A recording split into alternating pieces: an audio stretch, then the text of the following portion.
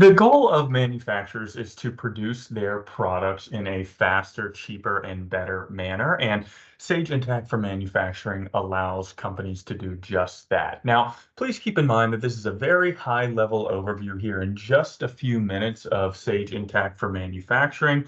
So we're barely scratching the surface in the terms of available functionality, but really this serves as a highlight video of what you can look forward to with the product. Now, from a manufacturing perspective, everything starts with the setup of your items, your bill of materials, and your routings. That's what's going to drive how the remainder of the system operates. Within Intact Manufacturing, we've got the ability to establish our item data, our bill of materials, and our routing operational steps. Now, if we take a look at our item here really quickly, you'll see that we have a lot of the available elements directly within the item master function that we're going to need to establish to really allow our transactions through the system to flow. If we take a look at this 61 series chair, there's a few things that we can see right off the bat, right? We can notice that this is a manufactured and a sold product. That's where we're establishing the flags. We can see that this is an active item, so we're actively producing it. We can establish all of our units of measure, meaning our stock unit, our sales unit, which can differ from the stock unit, as well as all of our storage information associated with the product for warehousing purposes.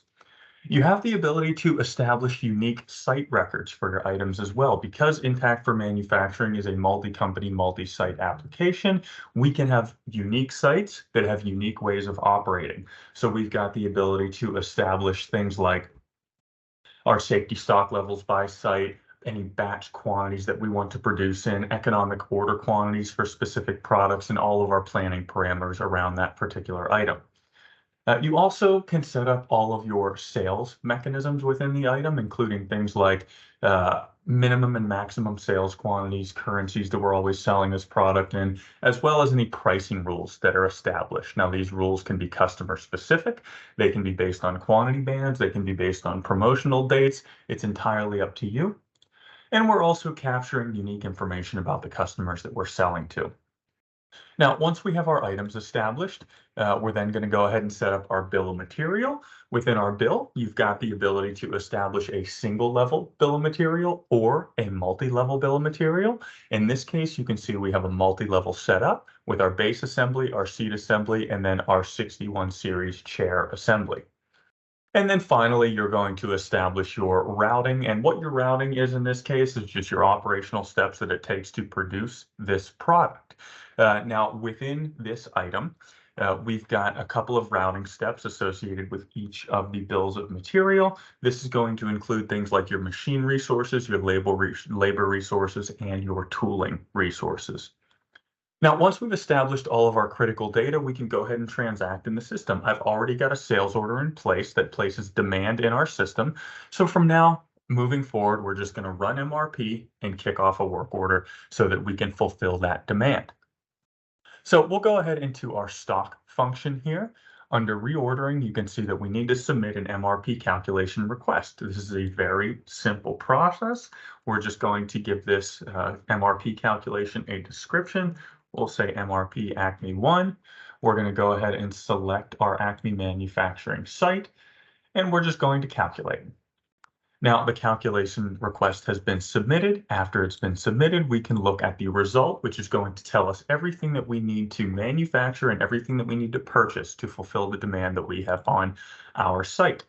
Now we can see in this case that we've got under our MRP Acme 1 calculation, we've got suggestions to kick off work orders, as well as a single purchase order for some of the items that we need to purchase so that we can manufacture our 61 series chair. In this case, what we're going to do is generate our work order directly from this screen. We can see that we first need to manufacture our base and our seat, and then go ahead and manufacture our full chair. So let's kick off the base assembly.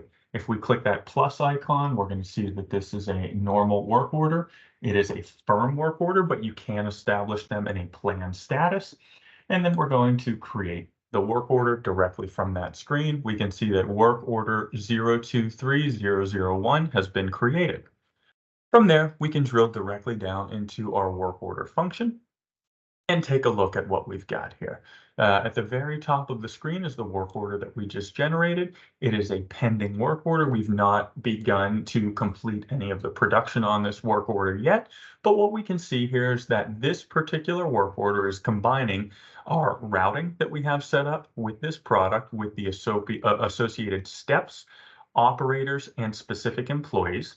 We've also got our components that are required. And as we track time and as we track components to this work order, we will see the progress bars complete as we work our way through. Now, within the manufacturing function, you do have the ability to do time tracking transactions. So an employee or an employee manager can log in and enter time. You can track your materials, which is your materials that you're issuing to your work order, and then you can track the production, which is the completion of either the subassembly or the finished good. Now, we do have a number of manufacturing inquiries available to you as well. If we take a quick look at our work order inquiry, this is what's going to kind of break out in a calendar view the work orders that we need to complete. So if I'm someone that's responsible for firming up work orders, taking them from that plan status to firm, making sure that we can complete everything that we need to in a timely fashion, I can view this inquiry. I can drill down directly into the work orders from our calendar view and make any changes that are necessary. Now, again, that was a very abbreviated highlight video of some of the manufacturing capabilities that we have within Sage Intacct for manufacturing. Please stay tuned. We're constantly updating the product and we'll always have new and exciting things to show you. Thanks for watching and have a great day.